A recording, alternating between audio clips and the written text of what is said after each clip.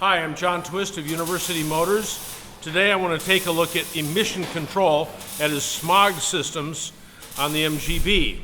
I'm doing this for Mr. Quinn in Denver, and I'm using Mr. Baker's car from Chicago, which I drove this morning to Allegan and back to find out everything that was wrong with it.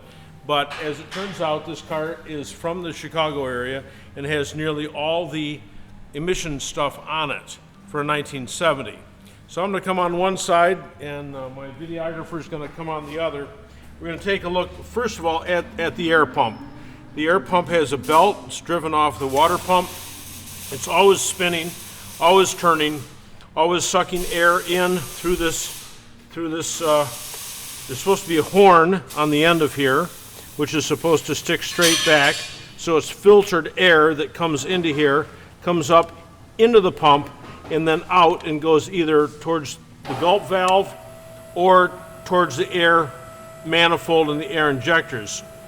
If neither of these can pass air through them, then there's a relief valve on the back of the air pump that allows the air to come out, because it's a vane system and it's always creating some air pressure.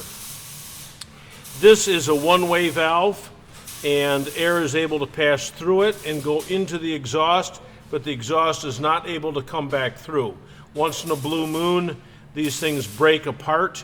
Exhaust is coming right out of here, and it sounds like the engine's broken. It makes a tremendous racket. But anyway, this one-way valve is here, and you've got the air injector ports down here. Most often you see these guys closed up. In that case, you'd use the 7/16 20 set screw and just block those air injectors up. The idea is to put fresh air into the exhaust system. This goes right into the exhaust. It's above the exhaust valve, so the exhaust coming out of the engine catches this air. It helps combust the unburned hydrocarbons that might have passed through the system without getting all the way combusted. In the front, we've got another system up here, and this passes into the gulp valve, and there's supposed to be a restrictor. I'm feeling for the restrictor. There is no restrictor here. It looks like a bullet with a hole through it. Fits right in here. The air is available at the gulp valve. Now, during periods of extreme manifold depression, which means deceleration, the line here senses a vacuum in the intake manifold, and that vacuum then opens the gulp valve, and fresh air is pushed into the intake manifold to increase the volume of air. When you're running down the road at 60 miles an hour and you suddenly shut the throttle discs all the way, even though a tiny amount of air fuel is able to get through and into the cylinders, there's not enough to combust. So you're pushing raw air fuel right down the tailpipe. Here, with this system, it allows the combustion to be much, much more complete. For Mr. Quinn, this valve here is held on a bracket. This bracket is held underneath this front bolt. That's a 15/16 bolt that goes down in the manifold. The bracket comes up. We've got they should be fine thread. These are coarse thread or metric bolts, but they're supposed to be 1/4 inch fine that hold this in place.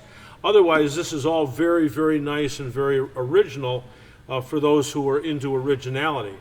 But if you're into originality and you're into making the car run well, you don't want to run these. You want to run the factory air cleaners. The amount of surface area on the filters is dramatically larger, and it also incorporates a very elementary stub stack, which allows the air to get into the carburetors more easily, and can account if these don't have the stub stacks, these can account truly for about a 2 horsepower loss.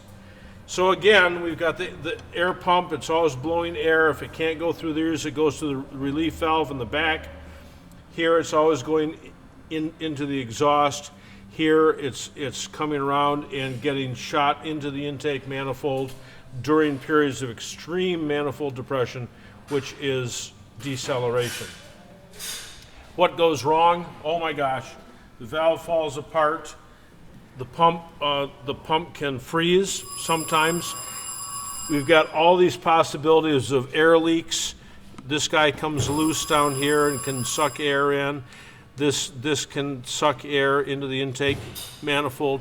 This hose is usually a wire supported because it'll draw down and actually collapse, and eventually it fractures the hose. So there's a lot of stuff here that can go bad. And the misadjusted engines with the air pump on them have the very distinct pop, pop, pop, pop, pop, pop, pop on deceleration from that extra air being shoved into the exhaust system. So that's the size of it. Hey, if you're going to be in Carlisle, PA in a couple of weeks, please stop under the grandstands at the import show. I'll be there. Carl Heidemann will be there also from Eclectic Motorworks. We're looking forward to a real good time out in Carlisle. After that is the MGB meet in Dillard, Georgia. Thanks, everybody. Talk to you soon.